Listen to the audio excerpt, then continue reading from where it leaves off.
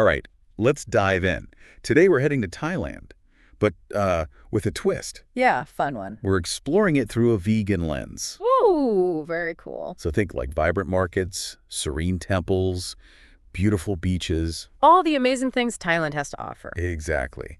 But all through a vegan lens. Vegan food, vegan experiences, vegan everything. Yep. And, Thailand has this reputation as a vegan paradise. It does. But we're going to see if it lives up to the hype. Yeah.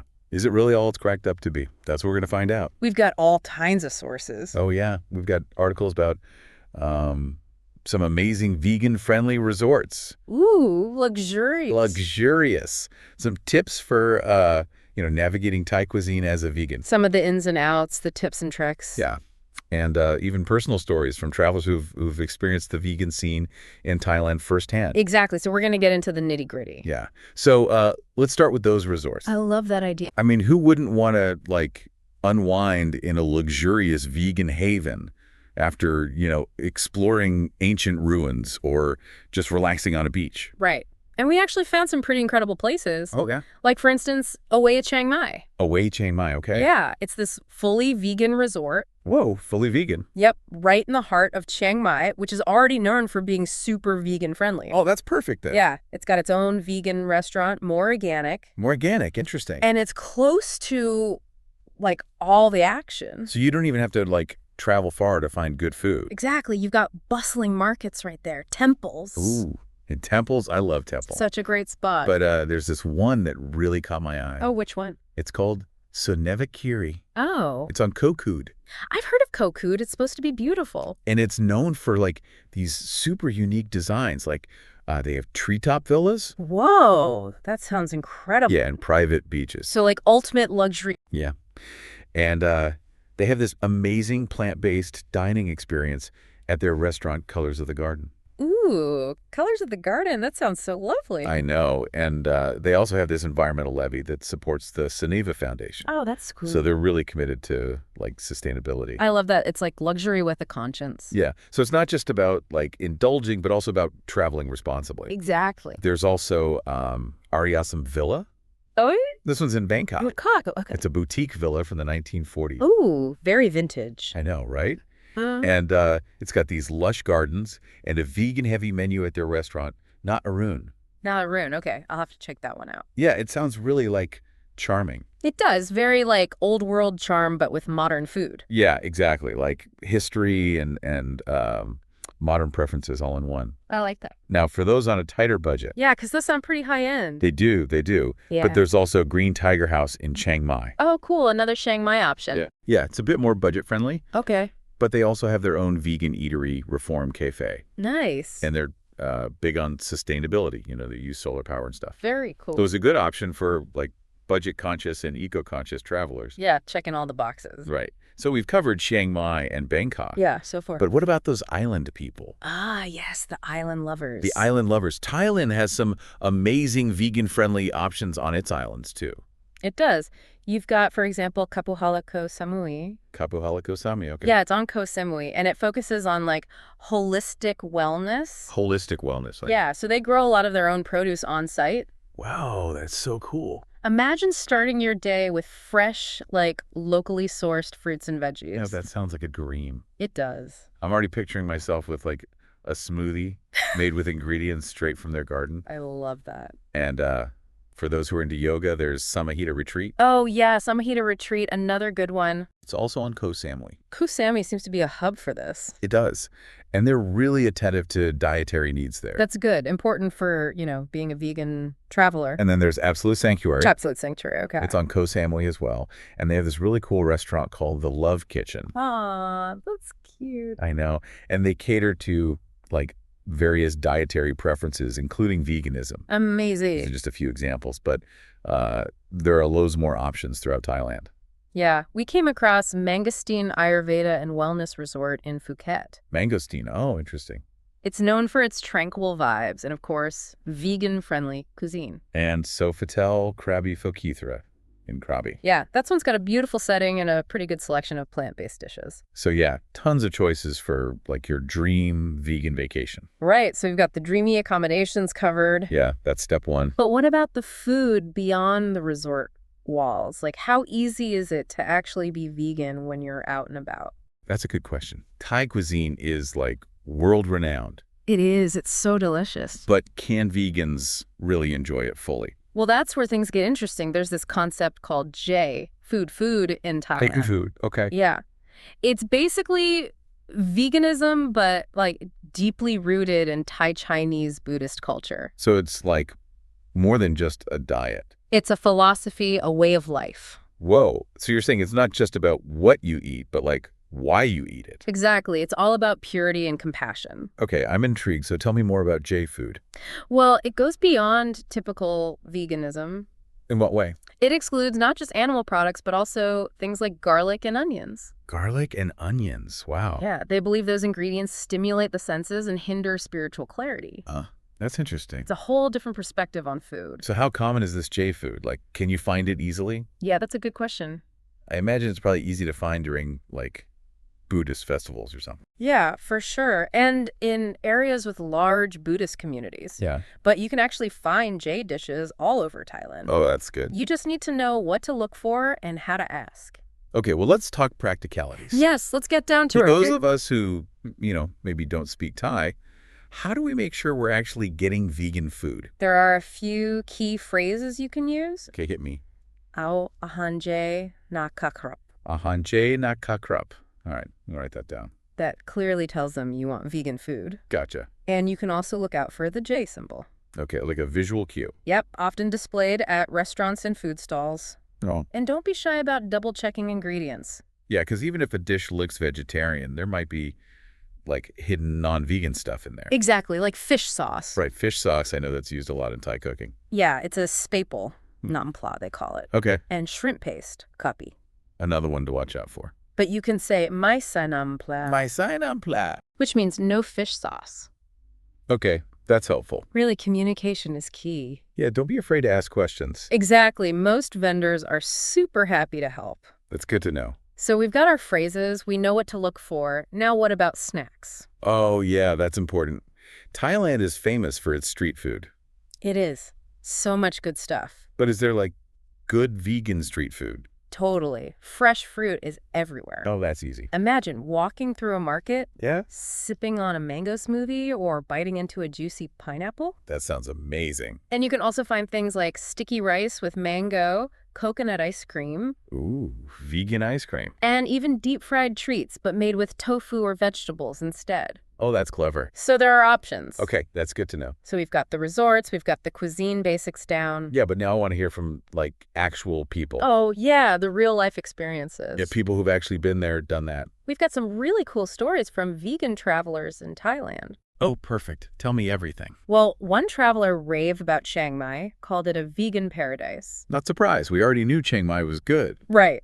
They especially loved the variety of like restaurants and cafes. So many options. But they did mention experiencing some, quote, fried rice fatigue in Phuket. Fried rice fatigue. Oh, no. I guess it can get repetitive. That's the downside of limited options. Yeah, it highlights the importance of like doing your research. Yeah, choose your destination wisely. But even in places with fewer like dedicated vegan restaurants, you can still find good food if you know what you're doing. If you're resourceful. Yeah.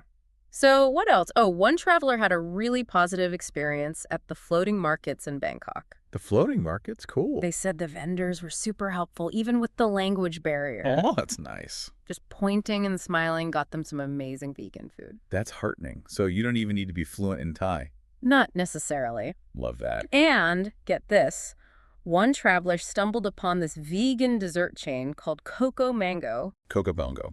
They specialize in mango sticky rice with vegan ice cream. Oh, that's the one you mentioned earlier. Yeah. Imagine enjoying this classic Thai dessert, but vegan. That's awesome. Yeah. Traditional dishes adapted for vegans. Exactly. I Yeah. love that. And, okay, this one's a bit different, but one traveler told a story about encountering fermented meat. Fermented meat? Yeah, it's a thing. Okay. And they learned about, like, the potential health implications for locals. Oh, interesting. And it actually made them decide to eat plant-based during their travels. Wow, so it was like a turning point for them. Yeah, sometimes those unexpected encounters can really change your perspective. That's true. So yeah, food is definitely more than just sustenance. Oh, for sure. It's culture, it's tradition, it's even health concerns. Absolutely. Speaking of tradition, have you heard of the Phuket Vegetarian Festival? Oh yeah, it's like a 9-day celebration of plant-based eating. It's in October, right? Yep. And it shows how important plant-based living is in Thai culture. Yeah, I've heard stories of like whole towns going vegan for the festival. It's true. Tons of stalls and restaurants serving exclusively vegan food. That sounds amazing. It's a real spectacle, too, with colorful food stalls, incense everywhere, Incense, yeah, very atmospheric. and locals participating in these vibrant processions. I'd love to see that. It's a super immersive experience. Okay, so we've got the resorts, the food, the personal experiences, and even a festival dedicated to veganism. It's shaping up to be a pretty good picture for vegan travelers. It is. So now let's bring in our expert to analyze some key trends and insights. All right, let's get their take on all this. Yeah, because there's been a lot of info. There has. And one thing that's particularly interesting is this recent survey about how different generations view and celebrate the Vegetarian Festival. Oh, generational divide. Yeah, there's some really fascinating differences. Okay, so tell me, how are these different perspectives shaping the future of the festival? Well, older generations, like Gen X, tend to be more traditional. Makes sense. They focus on refraining from meat, making merit at temples. So, like the religious aspect of it. Exactly. What about the younger generations? Well, they're looking to adapt the festival to their own lifestyles and values. So Gen Y and Gen Z. Yeah. They want it to be relevant to them. I get that. Times change. Exactly. Traditions need to evolve too. So what kind of adaptations are we talking about? Well, it's not necessarily about abandoning the religious aspects. Aye. It's more about finding new ways to connect with the spirit of the festival. So like modernizing it a bit. In a way, yeah. For Gen Y, it's about open-mindedness and community. So they might be drawn to the compassion and nonviolence aspect. Yeah, even if they don't follow all the traditional rules. More like taking what resonates with them. Exactly. What about Gen Z? They're all about aligning the festival with their values. So like sustainability, social justice, that kind of thing. Yeah, and maybe incorporating modern music or art into the celebrations. Interesting. So the core values stay, but the expression changes. It's a beautiful thing. It really is. Shows how traditions can adapt and survive. And the survey also highlighted the growing awareness of health benefits linked to plant-based eating. Makes sense. That's a big driver of veganism globally. Yeah, over 28% of the people surveyed said they observed the festival to improve their health. So it's not just a religious thing anymore. It's multifaceted. But what about veganism in Thailand as a whole? Oh, it's definitely on the rise. I'd love to hear some stats. About 8% of the Thai population identifies as non-meat eaters. Oh, wow, that's pretty significant. And projections show the plant-based food market in Thailand could hit 28 billion Thai baht by 2025. Whoa, that's huge. Huge growth. What's driving that, besides health concerns? Well, we talked to Tung Shiladesa, the owner of Cane's Vegan Cafe, Okay. and they believe advances in culinary science have played a big role. Makes sense. If the food is good, people are more likely to try it. Exactly. Plant-based alternatives are getting so much better. So it's not about sacrificing taste anymore. Not at all. And there's also this growing desire for, like, new dining experiences. Yeah, people are more adventurous with food these days. They want something exciting, something different. And plant-based cuisine can definitely provide that. For sure. It's awesome to see Thailand embracing this. Yeah, it seems like there's a real sense of innovation and creativity in the vegan scene there. Absolutely. It's thriving. So exciting. It is. And now that we've kind of laid out the landscape of vegan-friendly Thailand, Yeah, I want to turn it back to you, the listener. good idea. What's standing out to you so far? What are you thinking? Maybe you're already picturing yourself in one of those like treetop villas at Sanevakiri. Sipping cocktails, overlooking the ocean? Yes, or maybe you're more of a market person, Yeah, getting lost in the hustle and bustle. trying all the vegan street food. All those exotic fruits. Oh, yeah. Maybe you're thinking about those J dishes. Oh, yeah, J-food for sure. Or those generational shifts we talked about at the Phuket Vegetarian Festival. That was interesting. It was. But whatever's caught your attention, we encourage you to like dive deeper. Yeah, do your own research. And we've got links to all the resorts, the restaurants, everything we talked about in the show notes. So you can start planning your own vegan adventure. Your vegan Thai adventure. Exactly. And remember, like, Thailand may not be a perfect vegan paradise. Yeah, no place is perfect. But it does seem like a really welcoming place for plant-based experiences. It does, and it's that mix of tradition and innovation that makes it so unique. Yeah, that's a good point. Like, on one hand, you have J-food, rooted in spirituality and tradition. Yeah, it's centuries old. And on the other, you have this, like, booming modern vegan cuisine scene. Like Cane's, yeah. With chefs creating all these innovative dishes. It's cool how they, like, blend the old and the new. It is. You could have traditional J-food at a market for lunch. Yeah. And then a fancy vegan dinner at a trendy cafe in Bangkok. So much variety. And let's not forget the natural beauty. Oh my gosh. The beaches, the jungles. Imagine doing yoga on a beach, surrounded by lush greenery. And fueled by delicious vegan food. Oh yeah, it's the perfect place to, like, reconnect with yourself. With nature. Yeah.